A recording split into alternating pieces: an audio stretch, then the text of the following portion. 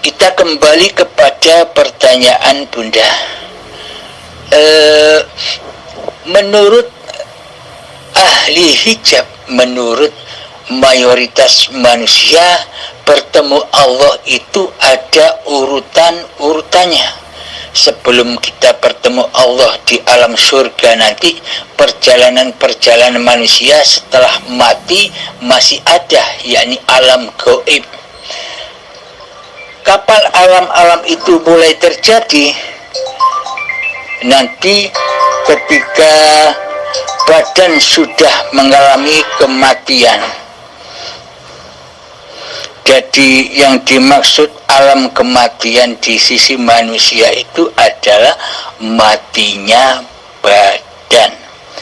Karena manusia ini selama ini mentuhankan, mendewa-dewakan, mencintai badan-badannya, sehingga alam-alam gaib yang diceritakan di Al-Quran itu dikiranya, diangan-angankannya terjadinya besok setelah badan mati.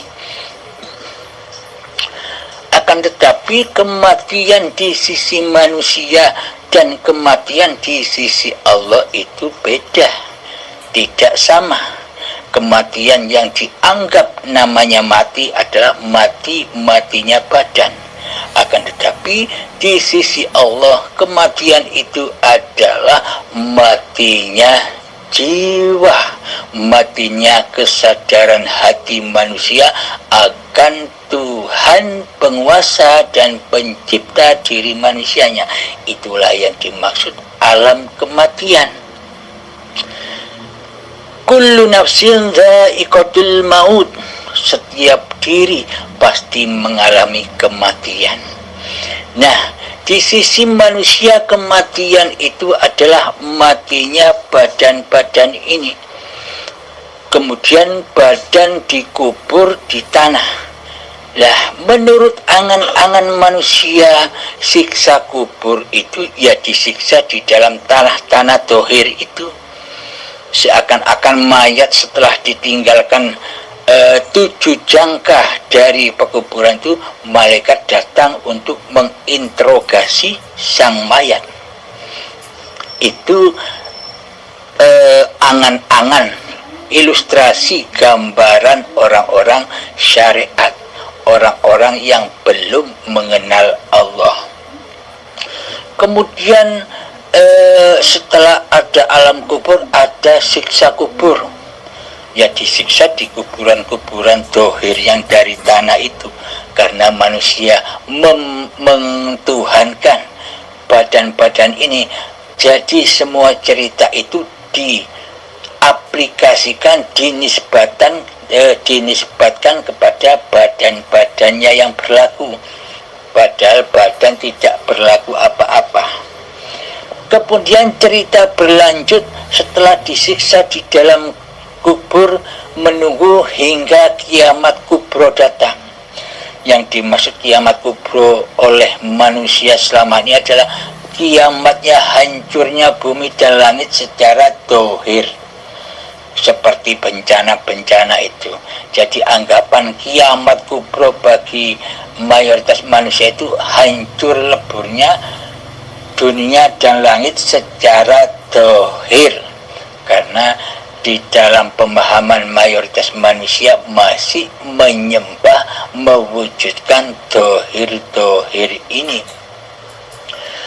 Kemudian setelah hari kiamat dibangkitkan lagi manusia seperti kecambah. Ini pemahaman angan-angan manusia.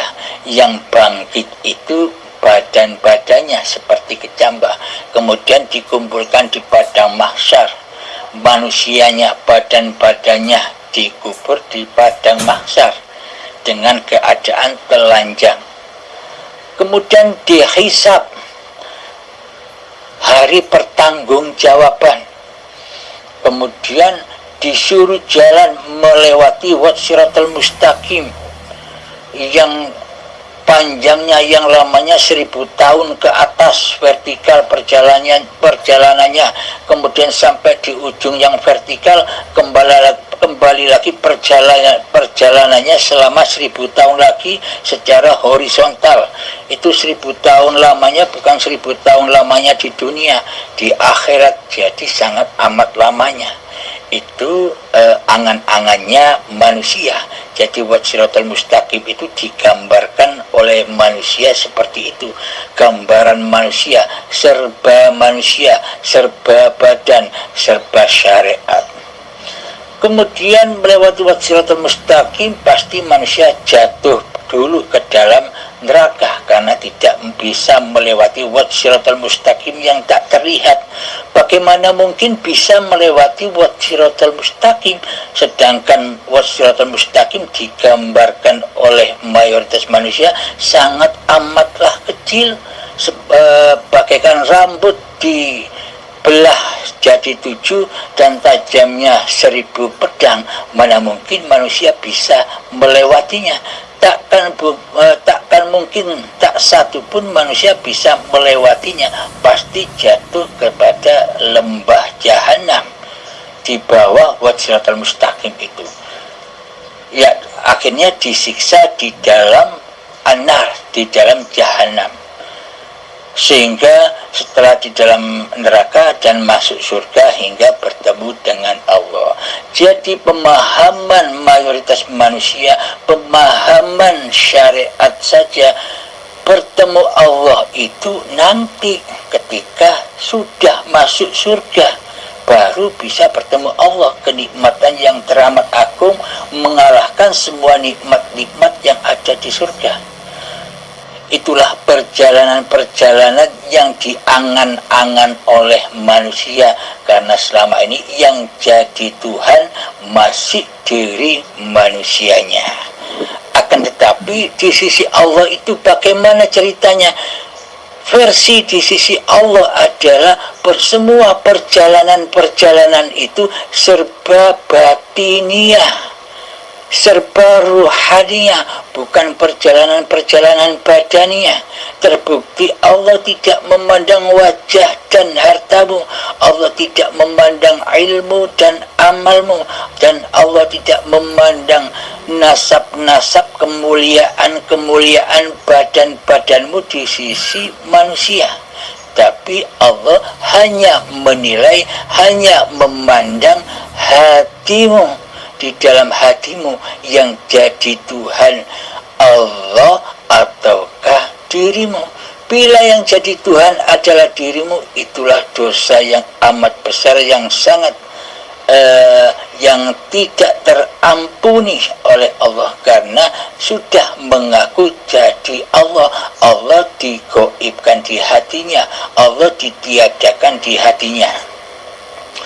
Jadi cerita-cerita perjalanan manusia setelah mati yang sudah dipaparkan tadi itu versi syariat, versi badaniah, versi dohir. Karena yang dieluh-elukan, karena yang diagung-agungkan, karena yang diidolakan seluruh manusia adalah badan-badannya sendiri, yang sangat amat dicintainya, lebih dicintainya daripada mencintai Zat pencipta badan ini sendiri. Itulah cerita-cerita versi syariat. Pertanyaan Anda, bagaimana mungkin bila hidup ini Allah, ketika nanti masuk neraka Allah menyiksa dirinya sendiri? Bila hidup ini Allah, itu kan versi syariat, versi pemahaman manusia yang belum sampai kepada Tuhannya. Jadi perjalanan-perjalanan menurut di sisi Allah, semua perjalanan yang diangan-angankan manusia itu yang katanya nanti, yang sekarang masih gaib bagi manusia, ternyata di sisi Allah sudah nyata sekali. Saat inilah perjalanan-perjalanan itu sudah dimulai, sudah ada, sudah nyata bagi manusia yang sudah mengenal Tuhannya. Mari kita buktikan semua perjalanan itu sudah sangat amat nyatanya di hati kita. Ayo kita jalan-jalan melewati alam-alam yang katanya gaib itu.